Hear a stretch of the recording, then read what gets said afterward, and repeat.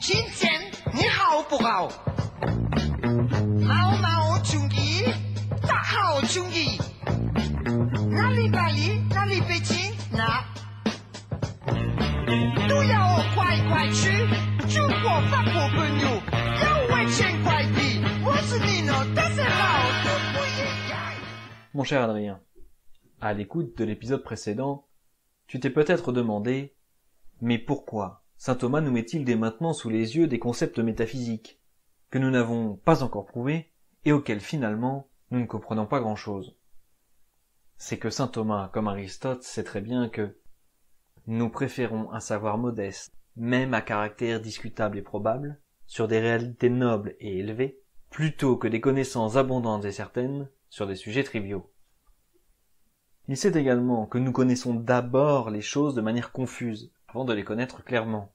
C'est tout ce que nous avons montré. Aussi, en bon pédagogue, il nous donne une vision cohérente, mais confuse, avant de revenir plus tard, en métaphysique justement, pour en justifier clairement les parties. À partir de cette connaissance confuse, nous pourrons incliner notre esprit à remarquer ces choses lors de nos réflexions. Par là même, il nous apprend également à chercher les causes ultimes de ce que nous étudions et à ne pas rester à l'explication immédiate. Enfin, en nous présentant ces notions métaphysiques, même de manière confuse, il nous fait désirer la métaphysique, dont les notions sont applicables à toute la réalité. Avant de passer à la leçon d'aujourd'hui, j'aimerais revenir sur les 3 degrés d'abstraction. Quand je dis Mistigri, le chat d'Anouk, et quand je dis chat, il y a une différence de notion. Mistigri désigne l'individu concret. Cette désignation n'a pas en elle-même de notion intellectuelle, mais la notion de chat est une abstraction, une saisie de ce qu'est l'individu et ce que sont tous les individus de cette espèce. On a donc retiré ou abstrait ce qu'il y a de purement individuel à chaque individu pour ne conserver que ce qu'il y a de commun à tous les chats. On a donc retiré la matière individuelle de Mistigri en conservant la notion commune de la matière de chat. On est passé de l'expérience d'un être individuel, d'un singulier, à une notion universelle. De la même manière, quand je dis roue et quand je dis cercle, les notions sont différentes. La roue est la chose concrète. Si je retire ce dont est fait une roue, pour ne garder que les propriétés de celle-ci dans l'espace, c'est-à-dire son étendue, on obtiendra la notion de disque ou de cercle. C'est qu'on a gardé seulement ce qu'on appelle la quantité de la chose, c'est-à-dire on a mathématisé les choses que nous voyons. La différence entre roue et cercle, c'est la différence entre ça et ça. De la même manière, quand je dis père et quand je dis relation, le fait d'être un père est une relation particulière qui est réalisée dans des êtres corporels. Qui dit père dit fils. Si nous retirons la matière à ce rapport de père à fils, nous obtenons la notion de relation, que je crois être une notion première. Mais je ne puis l'affirmer avec certitude, car la métaphysique est bien difficile. J'espère que l'explication de l'exercice que nous avons fait dans l'épisode précédent te sera utile à mieux comprendre ce que sont les 3 degrés d'abstraction. Passons maintenant à la leçon du jour. Admirons la finesse psychologique de saint Augustin dans ses confessions. Qu'est-ce que le temps? Si tu ne le demandes pas, je le sais, et si tu le demandes, je ne le sais plus. C'est l'expression parfaite de la connaissance vraie, exacte mais confuse, que nous avons des choses. Nous savons ce qu'elles sont, nous savons les distinguer, et pourtant, nous ne saurions dire ce qu'elles sont. C'est ici qu'il me faut introduire la notion d'acte et de puissance. L'acte est comme la réalisation concrète d'une aptitude qu'on appelle puissance. Un gland est un chêne adulte en puissance. Une fleur est son fruit en puissance, et donc le fruit est l'acte de la fleur. Une puissance est une aptitude dont l'acte est la réalisation. On est la puissance d'un acte et l'acte d'une puissance. La connaissance est l'acte de l'intelligence, et l'intelligence la puissance ou l'aptitude à connaître. Mais une pierre n'a pas la puissance d'intellection, de toute évidence. C'est pourquoi saint Thomas nous dit « Il faut entendre, quand nous disons que nous connaissons d'abord les choses confuses, confus comme ce qui contient en puissance et de façon indifférenciée un certain nombre de précisions. Connaître indistinctement est un intermédiaire entre la pure puissance et l'acte achevé. Notre intellect progresse de la puissance à l'acte. Il connaît le confus avant le distinct. Or la science est définitivement en acte lorsque l'intelligence est parvenue, par résolution, à la connaissance détaillée des principes et des éléments. Voilà pourquoi le confus précède le distinct. Il dit encore que l'universel soit confus, c'est évident, car il contient ces espèces en puissance, et lorsqu'on sait quelque chose dans l'universel, on ne le connaît que dans l'indistinction. Mais sa connaissance devient précise lorsque toute sa puissance de contenu s'actualise. En connaissant animal, on n'est que potentiellement capable de comprendre rationnel. Savoir quelque chose en puissance est donc antérieur à le savoir en acte. Ainsi, selon cet ordre d'apprentissage, par lequel nous passons de la puissance à l'acte, connaître animal est pour nous antérieur à connaître homme. Et voilà, sous nos yeux ébahis, saint Thomas vient de nous dire pourquoi il est nécessaire que nous passions du confus à la clarté. D'ailleurs, nous pourrions remarquer que la notion de nécessaire est une notion première. Mais allons, c'est une autre histoire.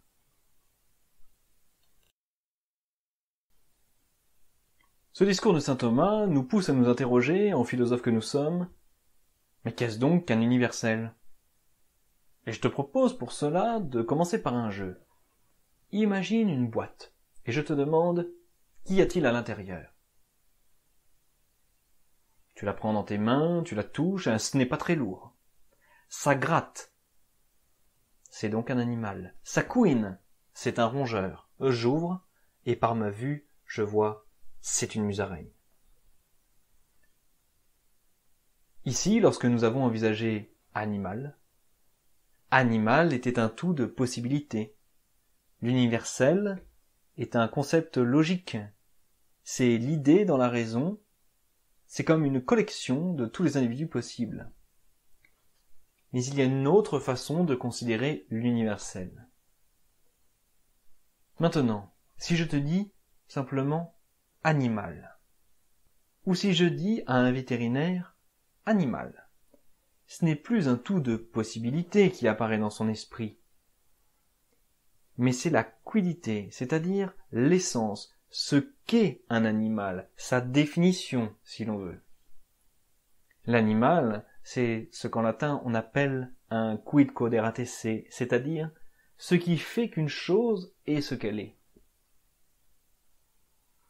Quoi qu'il en soit, de ces deux façons de considérer un universel, la définition de l'universel est qui est apte à se trouver en plusieurs, ou qui peut se dire de plusieurs.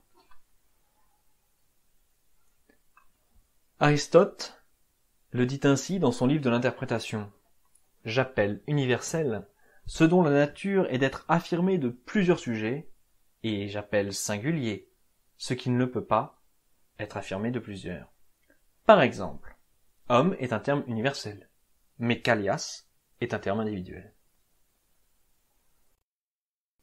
Au cours des épisodes précédents, et encore une fois en parlant de l'universel, nous avons abordé la notion de tout. Qu'est-ce qu'un tout ? Si tu ne me le demandes pas, je le sais, et si tu le demandes, je ne le sais plus. Aussi, faisons un exercice. Sens-tu qu'il y a une différence de notion dans la notion de un, de tout, quand je dis un arbre, une famille, une voiture, une doctrine. Un tout est une chose présentant une certaine unité. Les différents types de tout proviennent des différents points de vue selon lesquels la chose est dite une. Il y a donc un lien profond entre la notion première d'un et celle de tout. Nous pouvons d'abord considérer le tout intégral sensible. C'est une chose qui se présente devant nous, un chien, un vase. Il s'agit d'un tout matériel, car sensible, et donc il s'agit d'un composé. Un tout est un composé de parties possédant une certaine unité. Dans le cas du tout intégral sensible, il s'agit des choses composées matérielles qui se présentent à nos sens, une table, un homme, une pierre. Il y a également le tout intégral intelligible. Saint Thomas nous dit, le défini se comporte un peu comme un tout intégral envers les définissants, car ces derniers sont en acte en lui. Mais en concevant un nom comme homme ou cercle, on n'en distingue pas immédiatement les principes définissants. Le nom est donc comme un tout indifférencié, tandis que la définition divise en singulier en posant distinctement les principes du défini. Il s'agit donc d'un concept un dans l'esprit, mais admettant des parties dans sa notion. Ainsi, un homme est un animal rationnel, et l'informatique est une technique d'automatisation du traitement de l'information. Enfin, saint Thomas aborde le problème des sensibles les plus communs. Il nous fait remarquer, de même qu'intellectuellement, nous connaissons d'abord l'intelligible le plus universel, comme animal avant homme, de même, nous percevons d'abord le sensible le plus commun, comme cet animal avant cet homme. C'est l'exemple que nous avions donné sur l'homme que nous voyons au loin dans le brouillard, que nous prenons pour un animal, un homme, notre père. C'est donc le moment naturel pour nous de parler de l'arbre de Porphyre. Porphyre est un philosophe platonicien du IIIe siècle après Jésus-Christ. Adversaire des chrétiens, il publie un ouvrage intitulé « Contre les chrétiens ». C'est un lecteur assidu d'Aristote. Il s'est rendu célèbre pour son commentaire du livre des catégories, qui est le premier livre de la logique. D'après ce que nous venons de voir avec Aristote et saint Thomas, Porphyre classe les universels par leur degré d'universalité, en partant du plus universel et confus, et en spécialisant étape par étape, il atteint à l'être concret, comme on le voit sur ce schéma. Porphyre s'est également rendu célèbre en posant les bases de ce qu'on appellera plus tard la querelle des universaux, où l'on cherche à savoir quel type d'existence possède ces universaux. Mais ça, c'est encore une autre histoire.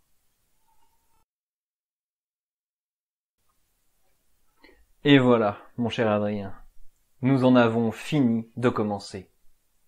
Pour ce deuxième volet de saint Thomas, comme pour le premier, nous ne devons pas nous inquiéter s'il nous semble que nous luttons pour garder la tête hors de l'eau.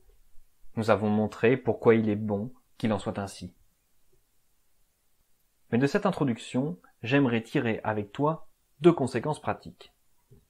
Et tout d'abord, quant à notre pédagogie. En effet, nous avons appris comment apprendre, et donc comment transmettre. Il faut aller de ce que nous connaissons à ce que nous ignorons. Cela doit nous guider dans notre pédagogie. Il nous faut d'abord trouver ce qui est connu de la personne qui est en face de nous, et progresser sur la base de cette connaissance pour la mener à celle que nous voulons lui faire découvrir. Les moyens à privilégier sont les analogies, les retours d'expérience et les syllogismes, c'est-à-dire les raisonnements. Il nous faut aussi donner des exemples, nous baser sur l'expérience, avant de nous fonder sur de grands raisonnements. Cette méthode évite le cloisonnement des savoirs et l'idéologie. Le deuxième point que je voudrais voir avec toi, ce sont les étapes du progrès. En effet, personne n'apprend de manière linéaire, mais de manière graduelle. Il y a donc des étapes dans le progrès de quiconque apprend. D'abord, il est ignorant et il doit se reconnaître ignorant, et ainsi il devient novice. Être novice, c'est se mettre à l'écoute, avant de juger, pour apprendre, pour comprendre. C'est si vrai que chez les pythagoriciens, il était interdit de parler avant d'avoir écouté pendant 10 ans. Ensuite, après avoir écouté, nous comprenons les notions, et c'est ainsi que nous sommes disciples. Après avoir compris ces notions, nous découvrons en nous l'aptitude à les critiquer et à en comprendre l'ordre, et c'est ainsi que nous devenons un jeune maître. En atteignant l'aptitude à critiquer l'ordre des notions et à mettre soi-même de l'ordre dans les notions, alors nous sommes un maître dans sa maturité. Prendre conscience de ces étapes dans le progrès doit nous inviter à prendre conscience de la confusion qu'il y a dans nos propres esprits. Interrogeons nos idées. Nos concepts sont-ils clairs? De quoi sont-ils composés? Ces éléments qui les composent eux-mêmes sont-ils clairs? Sont-ils composés? Font-ils référence à une expérience immédiate? Pour terminer cette introduction, j'espère que tu fais déjà l'expérience en toi-même du progrès que te fait faire cette initiation dans l'art d'utiliser notre esprit. Comment prouver que cette méthode est la bonne? Nous le disions dès le premier épisode. C'est en regardant l'expérience que nous faisons de notre propre progression. C'est l'expérience qui doit juger de la science. Car contre les faits, il n'y a pas d'argument.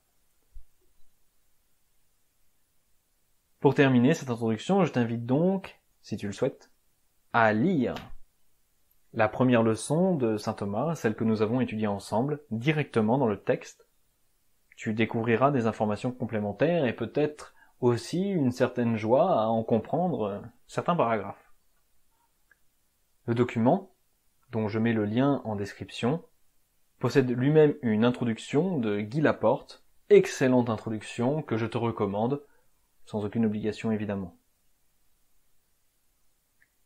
Je te laisse donc méditer sur cette longue introduction en 6 épisodes, et nous passerons très bientôt à l'entrée dans la physique en appliquant tous ces beaux moyens que nous venons de voir. À tout à l'heure.